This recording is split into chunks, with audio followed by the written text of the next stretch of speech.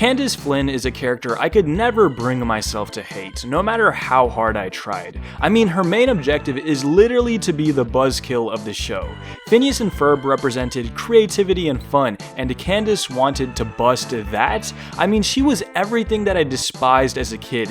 Insecure, image-obsessed, the biggest snitch in history, but for some reason, I always liked Candace. Maybe it's because she never succeeded at busting her brothers, so she never felt like a threat. Or maybe I liked her because of her sympathetic storylines like her relationship with Jeremy. But the more I think about it, it was probably because she exposed something deeper about the human condition. One of the most famous stories in Greek mythology is of Sisyphus, the first king of Ephyra. In life, Sisyphus was a ruthless tyrant who killed humans for sport and disregarded the gods. Zeus was furious with his behavior and tried to have him killed twice. But being a cunning man, Sisyphus was able to fool the gods and cheated death both times.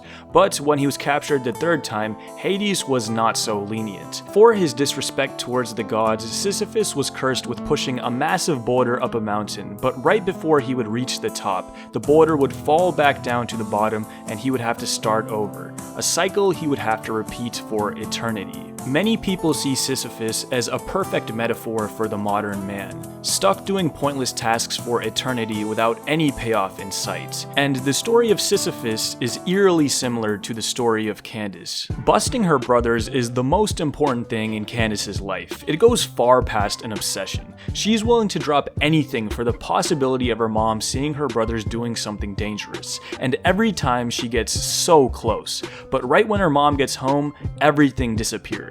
Her brothers don't get busted and she looks insane. And while at first this may seem like a miserable existence, a constant cycle of failure, I would argue that Candace's life is perfect the way it is. To prove my point, we need to look no further than the 16th episode of the first season.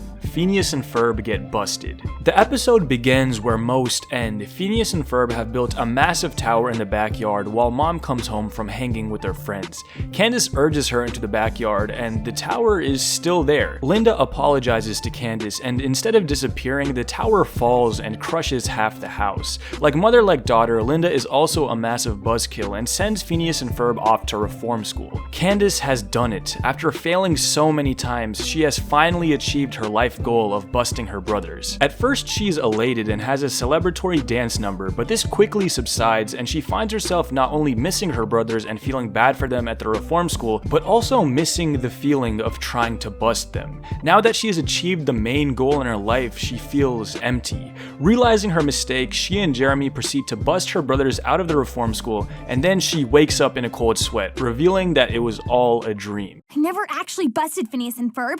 I am so happy. This is my favorite moment in the show because it perfectly encapsulates what it means to be human. "One must imagine Sisyphus happy" is a quote by French philosopher Albert Camus. This quote was taken from his essay titled The Myth of Sisyphus, where he draws parallels between the modern man and the protagonist of the story. Camus argues that although Sisyphus is doomed to never achieve his goal and has a pointless existence, he can still find happiness in focusing on the task, in embracing the struggle. And there's nothing more human than that. Life is a series of constant struggles with no eternal payoff until you die. The only way to live a truly fulfilling life is to embrace the struggle and find micro rewards on the day-to-day basis. This is the reason why religion is so successful. In most global religions, there's a desire to have a favorable fate when you die. In Eastern religions, you want good karma for the next lifetime and to eventually attain enlightenment and become one with God.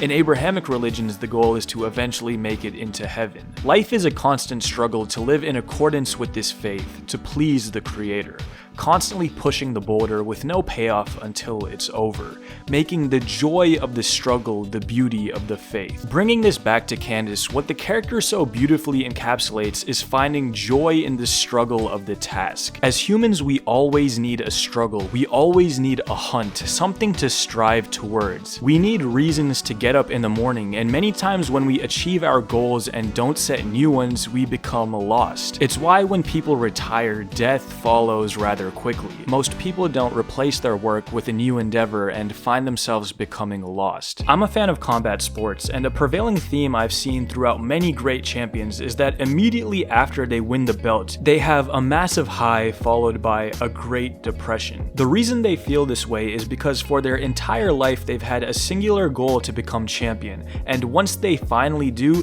there's a period of pure elation. But after the party finishes and they're sitting alone with their belt, there's a thought of, now what? They've achieved their life's mission, but it hasn't given them the eternal happiness they thought it would. They lost their hunt, and the catch won't sustain them forever. That's why the truly memorable champions fight for something bigger. They keep pushing the boulder because they create a new mountain after reaching the top of the first one. I think most people would agree that motivation is a good thing. Well, I believe that motivation is a direct result of deprivation. The more you perceive yourself as being deprived of something, the more you're gonna want to have it. That's why many of the most motivated and high-achieving individuals tend to feel deprived in some area of their life. The human experience is best enjoyed when you're in pursuit. Obviously, it's good to stop and smell the roses, but if your entire life is sniffing the garden, eventually it's gonna decay away. And this is why Candace is the perfect metaphor for humanity. No matter how hard she tries to bust her brothers, deep down she doesn't want to, because she needs the hunt. Now, the takeaway of Candace should not be to sabotage your own dreams in a self-destructive urge to constantly struggle. The takeaway should be to be aware and find joy in the conflict you go through on a day-to-day basis. Sunny days wouldn't be special if it wasn't for rain. Joy wouldn't feel so good if it wasn't for pain.